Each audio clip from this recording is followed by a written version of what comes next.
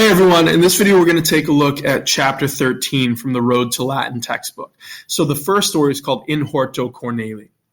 Now, before we dive too far in, what I always tell you with these, if you want to see the story in a different way or just get more resources to help you with the Road to Latin textbook, feel free to take a look at my website, Nova Latin. You can find all the stories there.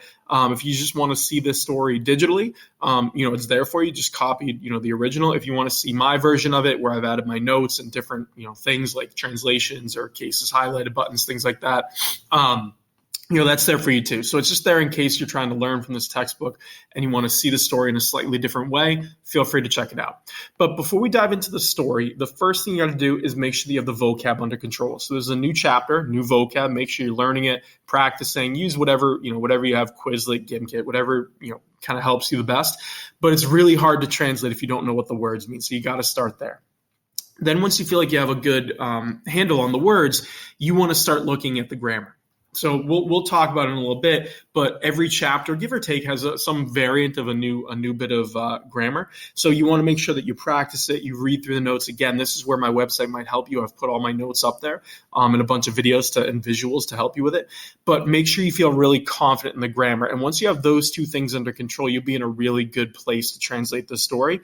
But you still want to make sure that you're reading the story out loud. And if you can find a partner from class, anyone that can do it, read it back to you, that would be ideal. So not only are you reading and speaking the Latin to practice your pronunciation, but you're also having it read back to you. And this way you're, keeping, engaging your listening skills too, because the more you listen and hear the Latin, the easier it will be to catch the pattern. So you don't want to shut off that speaking and listening component.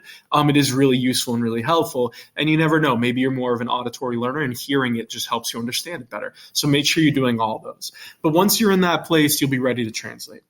Like I said, the first thing we want to do is make sure that we have the grammar under control, just because this is a new chapter. So there's actually nothing particularly new here. The original Road to Latin textbook kind of rolls this out in a slightly different way. The way I did it was kind of combining this chapter and the previous one, chapter 12, to let you understand second declension, okay, and how it works. But just to give you a quick review, and we've seen this last chapter, we can put all the Latin nouns that we have into groups that we call declension. So when you hear me say declension, I'm just talking about a group of nouns. And in that declension, or in that group, they use the same endings, which makes them predictable and easier to use, right? That's what we've been talking about. So far we've seen that there's two declensions, right? What we call first declension, which is really the words that end in A. That's where we started. And now second declension, where we kind of, added this in last chapter. These are words that end in US, right? That's what we've seen so far. So the way you can tell, because it's not always that kind of cut and dry, but the easiest way to tell what declension a noun belongs to is you look at the vocab list, right? Look at your dictionary, whatever. Look at the second piece. It's the genitive singular form. If that second piece ends in an AE, it's a first declension noun. If it ends in a long I, it's a second declension noun. That's kind of the easiest way to do it. So when you bring all that together, this chart is showing you where we are, right? It has all the cases on the left, so you want to keep processing what they are. We've been adding those, as we go for the past 10 or so chapters. And now we have two different columns or declensions, right? First declension noun and second declension nouns. And the thing I want to stress is they function the same way. So the really important thing to know here is the cases, because that's kind of the whole heart of what's going on here with the Latin. So once you understand what the cases are, all we're doing here is just adding a new group of nouns, right? So the US ending is equivalent to the A that we've seen so far in first declension, right? They're both nominative singular. The same way in the plural, right? The nominative plural of long I in second declension is equivalent to the AE we saw in first declension. So it's just a different set of endings to mean or represent the exact same thing. The key is knowing that nominative is your subject, the genitive is showing possession, the dative we're translating to or for, right? That indirect object, and on and on. So hopefully this feels like we're just taking something that you understand and know and adding one little wrinkle, and you don't feel completely overwhelmed like we're adding something new. We're really not, okay? So hopefully this makes some sense. Again, go to my website, check out the notes. There's practice problems there. But once you feel pretty good about this and you're in a decent place, you'll be ready to dive into the story, which is what we're going to do now. So this story, like the name implies, is about a garden, right? It's called In Horto Corneli. It's about the family being in the garden. You can actually see that in the picture to the right. This is the picture that went with the original Road to Latin textbook. So if you look at it, it'll kind of help explain what's going on. Okay, it's giving you a picture of what you're about to read. So you have Cornelius Willem habet, right? Cornelius is your subject, right? The dad, Cornelius. He has habet a Willem, a house. In Willa est hortus magnus et parva silva. So in the house, right, there is a hortus magnus, a big garden, right? It's a big garden, and parva silva, small woods, right? A small little set of trees is really what it's talking about. So again, it's talking about what the garden really looks like. And you can see in the picture, when they say woods here, it doesn't really mean like a forest. I think it's trying to get at the idea that you would have some trees in your garden, right? They don't have a whole forest in their house, but that's why they're parvo, right? You have a small forest, right? Little trees is kind of the idea. Itaque Cornelius dominus est horti et silvae. So you have itaque, which means and so. Cornelius, right? He is, est, the dominus, the master. And then you have two words here that are genitive singular, of the garden and of the woods, right? So he's the master. He's in charge of both of them is kind of the idea. Then you have proximus horto est ager. So proximus again means near, and it always goes with the dative, right? It's one of those special adjectives. So near to something. So near to the garden, horto, there's your dative singular, is an ager, is a field, right? Dominus horti et agri saepe in horto cum filio ambulat. So the master of the garden and of the field, right, often walks, saepe ambulat. So he often walks in horto, in the garden, cum filio, with his son, right? With his son is really the right idea, okay? Then you have filius naviculum habet. So the son, the filius, has a naviculum, a little boat, right? A small boat. Cornelius naviculum fili libenter spectat. So Cornelius, right, he gladly libenter spectat, watches the naviculum, the small boat, fili, of his child, right, of his son, you would probably say, right, second declension now.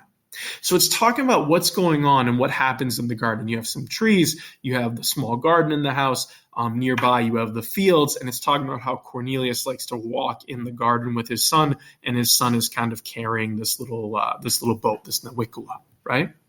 Then we continue on, and you have hortus est pulcher, right? The garden is beautiful.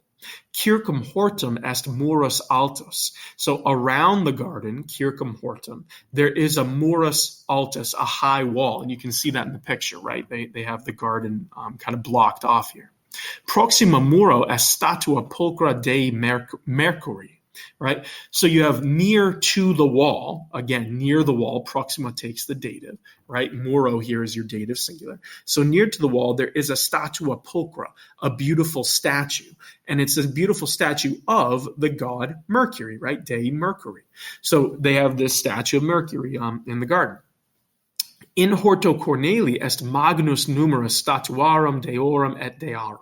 So in the garden, in the horto, right, the garden of Cornelius, there's your genitive Corneli, there is a magnus numerus, a large number of statues, statuarum, right, of statues of gods and of goddesses, right, deorum et dearum. Deorum is genitive plural, second declension, right, meaning male gods, and dearum is first declension, genitive plural, right, female goddesses. So there's a lot of statues in his garden. And then we keep going. You have Cornelius multos amicos habet. So Cornelius has multos amicos. There's your accusative plural, second declension. He has many friends. Cornelius amicis est caros, quod est vir bonus. So Cornelius is caros, he's dear, and again, it's going to take a dative. Amicis is your dative plural, your second declension dative plural. He is dear to his friends, right? They care about him. So he's dear to them because, conjunction, so we have kind of a new thought here, because he is a vir bonus, a good man. So his friends like him because he is a good man. Cum amicis in horto hodie sedet. So with his friends, cum amicis, right, ablative plural, second declension, with his friends, sedet, he's sitting in horto, in the garden, hodie, today. And again, horto is your ablative singular because he's inside the garden. Then you have filii, filiaque, Corneli in horto sedet. So his children, basically his sons, filii, that's second declension, so it's talking about the sons, it would be masculine, and his daughters, filii, right, that's your first declension, nominative plural both. So his sons and daughters are sitting, sedent, and it's the sons and daughters of Cornelius. Cornelius, your genitive. They are sitting in horto, in the garden. So his whole family's there. His sons, his daughters, his friends are there. He's got everyone. Proximi Cornelio et amici sunt filii et filiae. So near to, again, proximi, it's referring to the filii et filiae, the sons and daughters. So one way to think of it is the sons and the daughters are near, and you have to be near to something. This is where the dative comes in, Cornelio et amicis. So near to Cornelius and his friends are his sons and daughters, right? They're all sitting together. Then you have amicorum fabulae filiis et filiabus domini sunt gratae. So the stories, the fabulae, that's your subject, okay? Amicorum is genitive plural, second declension, so that's not your subject, right? It's fabulae sunt gratae. The stories are pleasing, and it's the stories of the friends, fabulae amicorum, right? The stories of the friends are pleasing. Who is it pleasing to? We need datives. You have filiis, right, to the sons, and filiabus, to the daughters.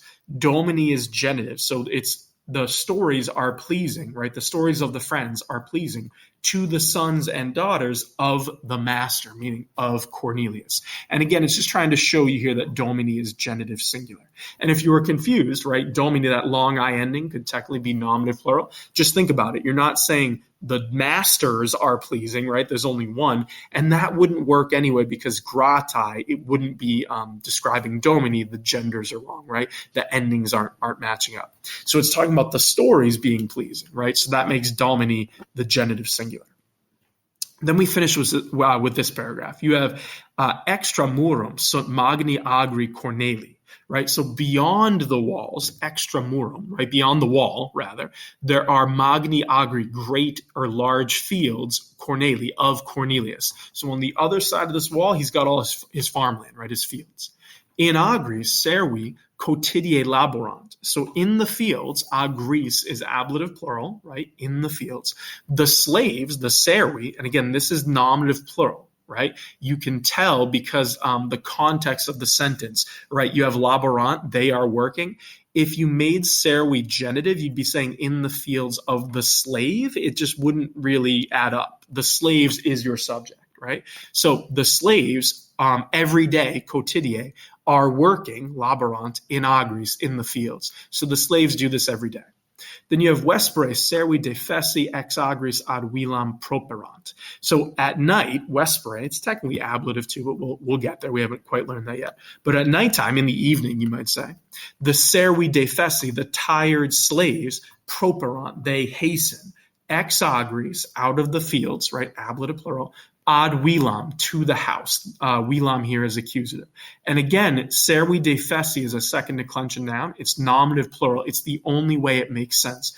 You need a subject. Someone has to be hastening. We were just talking about the slaves, so it makes sense that the slaves would still be doing this. But apart from that, the only other thing it would be genitive singular, and it just doesn't add up to say in the evening of the tired slave or they hasten from the field of the tired slave. Like it just doesn't work. The context is telling you this is nominative plural. So it's just a way to practice it because there is some overlap in second declension, just like there was in first declension, right? So the more you read it and practice it, the more you're going to catch these context clues. Then you end with servi in hortis non saepe sedet quod servi diligenter laborant. Okay, so the slaves, there's your subject, nominative plural. The slaves sedet, they are sitting, and it's non saepe, so they do not often sit in hortis, in the gardens, right? So everyone's in the gardens, but the slaves aren't there. They don't really do that because the slaves, servi, they are working, laborant, diligenter, diligently, right? They're always working, so they really don't have time to sit, is what it's getting at, okay? So hopefully that chapter made some sense. And again, read it aloud, practice it. The more you do, the easier it'll get. But you're really focusing in on your second declension nouns in this story. And it does a good job of giving you a lot of them in different contexts. So you can see how the endings, right, they overlap. Like the long I, for instance, can be genitive singular or nominative plural. But this chapter is giving you enough repetition to let you see that the context kind of guides you to which one it is.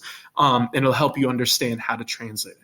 If you have any questions at all, feel free to put them in the comments below. I'd be happy to help you. But otherwise, like I said, keep practicing, keep reading, right? The more you read, the better you're going to get. And just keep after it, right? If you want extra help, go to my website. There's practice problems there, Magistrula, things you can do. But otherwise, just keep reading the story, and hopefully it's making sense to you. Good luck.